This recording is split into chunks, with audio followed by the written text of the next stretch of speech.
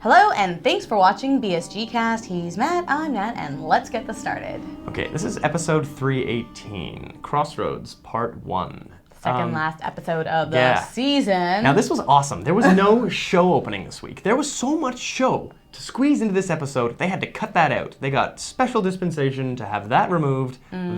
That was the first time that this episode was going to be huge. So we see Hilo as EXO again, interestingly enough. This guy has just been up and down all over the map this year, but he's back to EXO, which is kind of nice. And he was strangely insightful, I found, with this feeling a storm coming. Yeah, which is funny because his wife said exactly the same thing last year at the end of the season. So I'd have to say the Hilo family, the Agathons, are an insightful bunch, or at least a pessimistic bunch. Yeah, one or the other. Anders has a uniform, it seems. It's funny because last week we were talking about either get him out of here or get him doing something. And he's a nugget, it seems. Is he a nugget? Well, he's got viper wings. Yeah. He's hanging out with Hot Dog, and he's hanging out with Celix. Yeah, it looked like they were getting close, but funny note on that.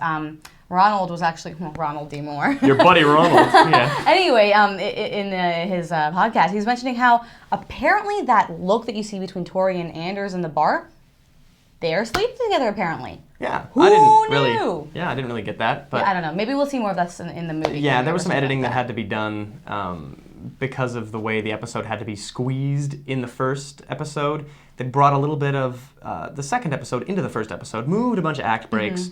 And as a result, had to chop something, and one of those things was the Anders sleeping with Tori. But I love the idea of we lose an important character like Starbuck, and they're starting to develop more of the side characters like Tori. Like I saw a lot more with Tori this episode than I ever really noticed. And she got crazier as her hair got bigger, so that was interesting. She's like Samson. Now cool. it was pretty cool because Anders got a uniform and Lee lost a uniform. So really, we're never going to get to see Lee boss around Anders. That's a shame. Too bad. Interesting reversal, right? Yeah, absolutely. Now, some more symmetry we had in this episode. We saw Head Six and Head Baltar in the same episode for the first time. Normally, it's one or the other. This time around, we got to see both, so that was cool. And we also have a new surprise for you guys. It's our visual effects superstar friend Steve Martin has given us...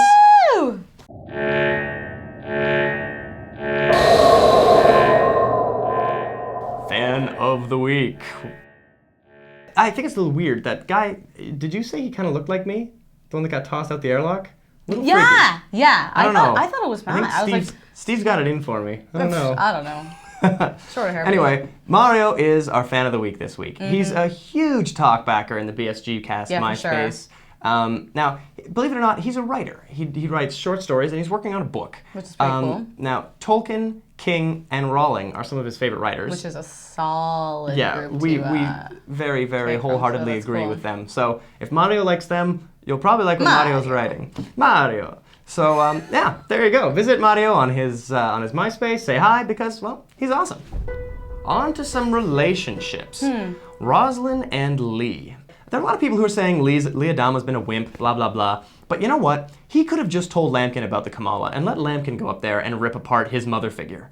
But no. Lee went up there with his suit on as a real lawyer and just tore a person he cares deeply in half. You know what, though? It could have really just been the adrenaline he was feeling from, getting bitched out from his father, maybe he's just like, well, I gotta prove myself. And I'll go tear a strip off the woman that he seems to care about and just get them both with one stone. Now, one thing I find interesting is he's putting himself in the same position he was in at the end of season 1, where Adama's going to hate him, and now this time, Roslin's going to hate him too. Yeah, and the only person who's going to be his friend is the defunct president of the colonies. Only this time it's not Roslin, it's Baltar. So he has the two head of humanity against him, basically. And just, the military power and the political power. And some pawn scum named Baltar, who's his friend. Now, Roslin's cancer remission relapse thing brings the prophecy back, which is very cool. But personally, I think it's going to bring some real edge back to Roslin's character. Yeah. That whole nothing to lose, desperate track of a dying woman thing is going to be awesome. And her whole dying leader leading them to Earth kind of prophecy. With the wasting disease, yeah. So he's dying again, it seems. We're back in the prophecy, which is great. Yeah. Which is great. Now, of course, another important relationship was Adama and Lee. Now, I really see this as Adama being an unfit judge. He is not an appropriate decision. Yeah.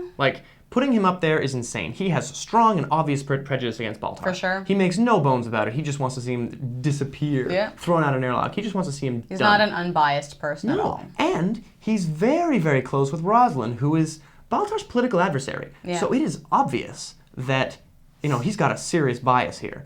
So he's also trying to protect star witnesses. Right. Not only because they're his friends, but because they're on trial and possibly going to be there to just crucify Baltar.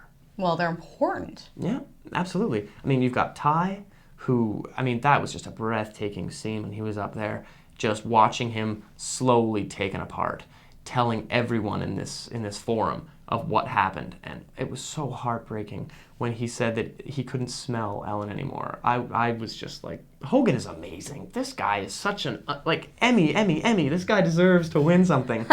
He's acting with one eye, people. One eye.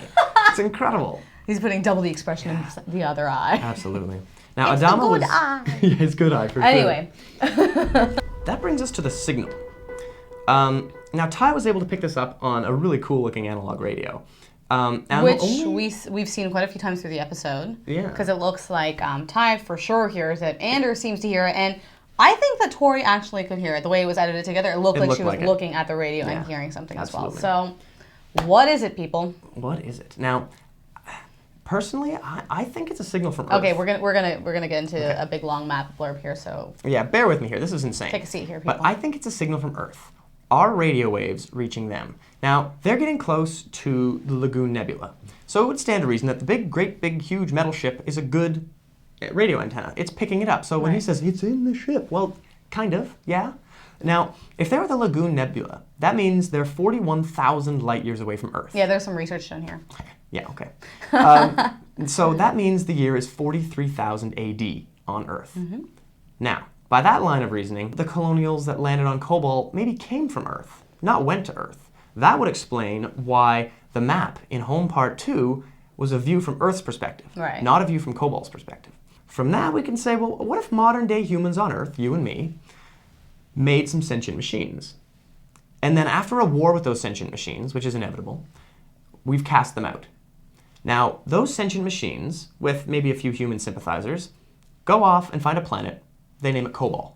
Okay. Then, on that planet, they evolve with the help of their creators, their gods. With those humans, they evolve into humanoids. Those people fight with the original humans, their gods, the gods of Cobalt, and are cast out. They then decide to colonize 12 worlds, and they become the modern colonials we see now. Meaning the colonials then make another batch of Cylons.